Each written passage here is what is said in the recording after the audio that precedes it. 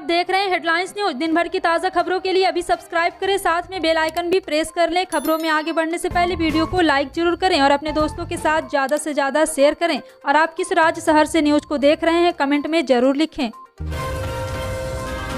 Bihar school examination board ने 17 से 24 फरवरी 2022 के बीच होने जा रही मैट्रिक परीक्षा के लिए जरूरी गाइडलाइन जारी कर दी है। इस साल बोर्ड को लगभग 8,27,288 परीक्षार्थी एग्जाम में शामिल होने की उम्मीद है, जिनमें से 4,04,207 लड़कियां और 4,23,081 लड़के शामिल होंगे। वहीं दूसरे ग्रुप में कुल 8,21,606 स्टूडेंट होंगे, जिनमें से 4,02,498 लड़कियां और 4,19,108 लड़के होंगे। और आपको बता दें कि उम्मीदवारों को याद रखना होगा कि किसी भी छात्र को उनके प्रवेश पत्र के बिना परीक्षा केंद्र में प्रवेश करने की अनुमति नहीं दी जाएगी। परीक्षा केंद्र पर मौजूद अधिकारी उम्मीदवारों को यह सुनिश्चित करने के बाद ही परीक्षा हॉल में प्रवेश करने की अनुमति देंगे कि प्रवेश पत्र में उल्लिखित डिटेल और फोटो उम्मीदवार से मेल खाते हो। उम्मीदवारों को परीक्षा केंद्र के अंदर मोबाइल फोन या कोई अन्य इलेक्ट्रॉनिक उपकरण ले जाने की अनुमति नहीं होगी। एग्जाम सेंटर पर जूते मोजे पहनकर परीक्षा दे सकेंगे। देश के 5 राज्यों में विधानसभा चुनाव जारी है। एक और जहां उत्तर प्रदेश में 2 चरणों के मतदान हो चुके, वहीं उत्तराखंड और गोवा में मतदान प्रक्रिया पूरी हो चुकी है। इधर मणिपुर और पंजाब में वोटिंग अभी भी बाकी है। इससे पहले आज तक ने अपने विशेष कार्यक्रम पंचायत आज तक पंजाब का आयोजन किया। सबसे पहले कार्यक्रम के मंच पर पहुंचकर पंजाब के मुख्यमंत्री चरणजीत सिंह चन्नी ने अपनी बात रखी। वहीं कार्यक्रम के एक अन्य सत्र में कांग्रेस के हरप्रीत सिंह खाडियाल, शिरोमणि अकाली दल के अर्शदीप सिंह कलेर और आम आदमी पार्टी के अहबाब सिंह ग्रेवाल पहुंचे। उत्तर प्रदेश विधानसभा चुनाव के तीसरे चरण के मतदान को लेकर सियासी सरगर्मियां तेज हो गई हैं। मतदाताओं को रिझाने के लिए प्रदेश के सभी राजनीतिक दलों के स्टार प्रचारक लगातार रैलियां और जनसभा को संबोधित कर रहे हैं। इसी क्रम में समाजवादी पार्टी के नेता स्वामी प्रसाद मौर्य मंगलवार को जालौन पहुंचे। स्वामी प्रसाद मौर्य ने बीजेपी सरकार और सीएम योगी पर निशाना साधा। भारतीय जनता पार्टी पर निशाना साधते हुए कहा है कि स्वामी प्रसाद मौर्य ने मुख्यमंत्री योगी आदित्यनाथ जाति देखकर एनकाउंटर करवाते हैं। यूपी में अपनी हार देखते हुए मुख्यमंत्री योगी आदित्यनाथ बौखला गए हैं, इसलिए वो सपा कार्यकर्ताओं की हत्या तथा सपा गठबंधन में शामिल भारतीय सुहेलदेव समाज पार्टी के राष्ट्रीय अध्यक्ष ओम प्रकाश राजभर पर हमला कराने में नहीं चूक रहे। 2 कांग्रेसी मुख्यमंत्रियों के बीच बात नहीं बनी तो गुहार अलाकमान तक पहुंच गई है। मामला छत्तीसगढ़ से राजस्थान को कोयला आपूर्ति का है। राजस्थान के मुख्यमंत्री अशोक गहलोत ने राज्य के बिजली संयंत्रों के लिए छत्तीसगढ़ सरकार से कोयला ब्लॉक की मंजूरी में देरी को लेकर कांग्रेस अध्यक्ष सोनिया गांधी को चिट्ठी लिखी। उन्होंने पत्र में राज्य में बिजली संयंत्रों के लिए छत्तीसगढ़ में कोयला खनन को लेकर तेजी से मंजूरी की उनसे हस्तक्षेप का आग्रह किया है। इस मामले में 3 महीने में सोनिया गांधी को लिखा गया यह तीसरा पत्र है।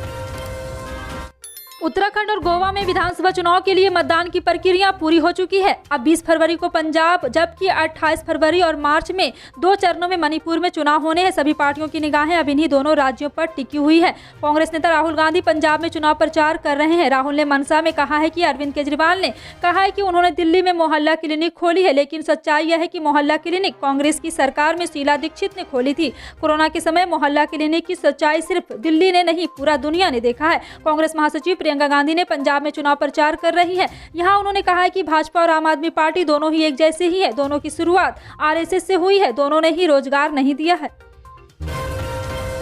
प्रधानमंत्री किसान सम्मान निधि योजना के तहत केंद्र सरकार द्वारा किसानों को आर्थिक मदद दी जाती है। पीएम नरेंद्र मोदी ने देश के छोटे और सीमांत किसानों को ध्यान में रखते हुए इस योजना की शुरुआत की थी। इस योजना के तहत किसानों को साल भर में 6,000 रुपए की सहायता दी जाती है। रिपोर्ट के मुताबिक अब तक इस योजना के तहत देश के 12 करोड़ किसानों को जोड़ा जा चुका है। दरअसल पीएम किसान योजना में मिलने वाले फायदे को लेकर किसान ये सवाल बार बार करते हैं कि क्या पति पत्नी दोनों ही इसका लाभ ले सकते हैं। अब तक सीएम किसान योजना की कुल 10 किस्तें जारी की जा चुकी है और हाल ही में योजना की 10वीं किस्त के तहत सरकार ने देश भर के करीब 10 करोड़ से ज्यादा किसानों को खाते में 20,000 करोड़ रुपए से ज्यादा की रकम भेजी। हालांकि योजना के तहत मिलने वाले लाभ में कई ऐसे किसानों के नाम भी शामिल है जो योजना की शर्तों को पूरा नहीं करते हैं।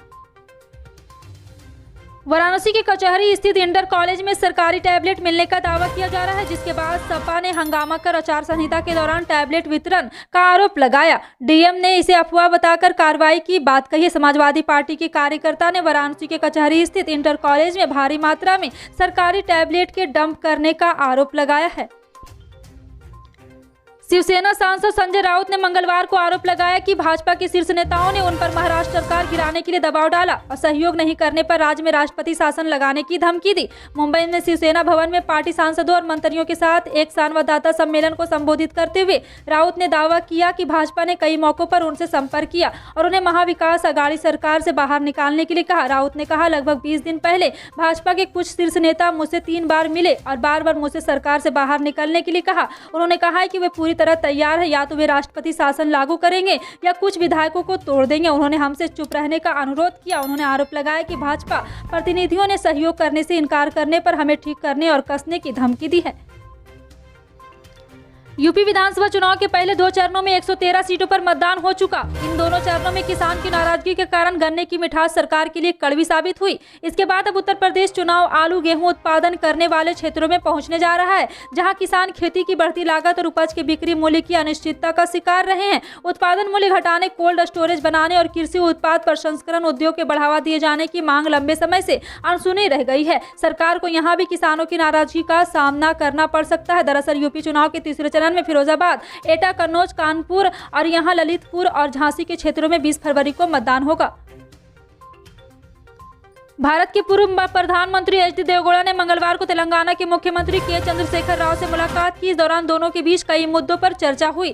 चर्चा के दौरान पूर्व प्रधानमंत्री ने कहा कि बधाई हो, आपने बड़ी लड़ाई लड़ी, हम आपके साथ हैं, हमें सांप्रदायिक ताकतों से लड़ना होगा और देश को बचाना होगा। मुख्यमंत्री के. चंद्रशेखर राव इन दिनों चौतरफा गिरे हैं। पुलवामा हमले के जवाब में भारतीय सेना द्वारा की गई सर्जिकल स्ट्राइक को लेकर के चंद्रशेखर राव ने सवाल उठाए थे। पुलवामा हमले की तीसरी बरसी पर सोमवार को मुख्यमंत्री के. चंद्रशेखर राव ने सर्जिकल स्ट्राइक को सबूत मांगे थे। उन्होंने कहा था कि भाजपा झूठा प्रचार करती है, सरकार को सबूत पेश करना चाहिए।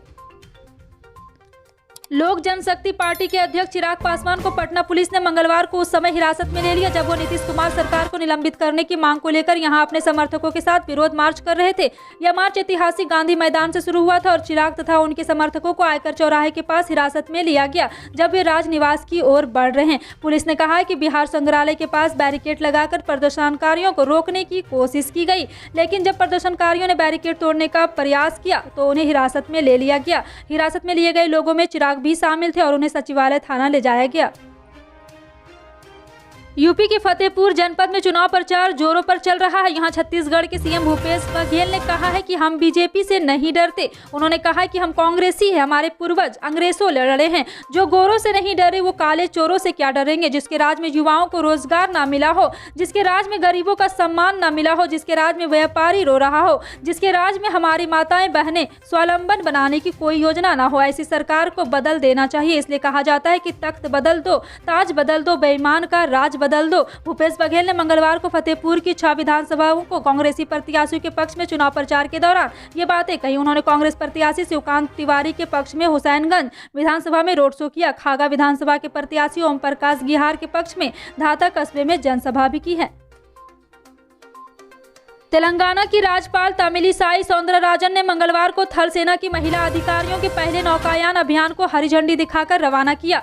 एक रक्षा विज्ञप्ति में यहां बताया गया कि नौकायान अभियान का विशाखापत्तनम पहुंचे और फिर यहां पर वापसी में कार्यक्रम किया। तमिलिसाई सौंदरराजन ने पहली बार इस तरह के आयोजन के लिए military college of electronic and mechanical engineer Secunderabad सहित विभिन्न संबंधित संस्थानों की सराहना की। उन्होंने कहा कि यह थल सेना में महिला अधिकारियों की ताकत और जोश को दर्शाता है।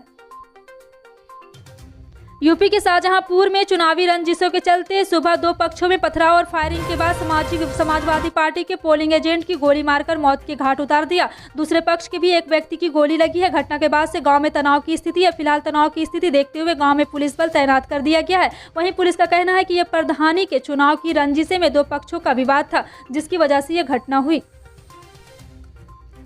लखीमपुर हिंसा के मुख्य आरोपी आशीष मिश्रा की रिहाई को लेकर भारतीय किसान यूनियन के नेता राकेश टिकैत भड़क उठे हैं। उनका कहना है कि क्या लोग देश में नॉर्थ कोरिया बनाकर किंग जोंग उन पैदा करना चाहते हैं। टिकैत ने कहा है कि हम आवाज और भी बुलंद करेंगे और बड़ी अदालत में जाएंगे। किसान नेता टिकैत ने आज तक से एक्सक्लूसिव बातचीत में कहा, आरोपी आशीष मिश्रा को जमानत तो मिल गई है, लेकिन अब हम बड़ी अदालत में जाएंगे और अपनी बात रखेंगे। गुस्साए किसान नेता आगे बोले कि यह जनता को समझाना होगा क्या वो देश में उत्तर कोरिया बनाकर किम जोंग उन पैदा करना चाहती है।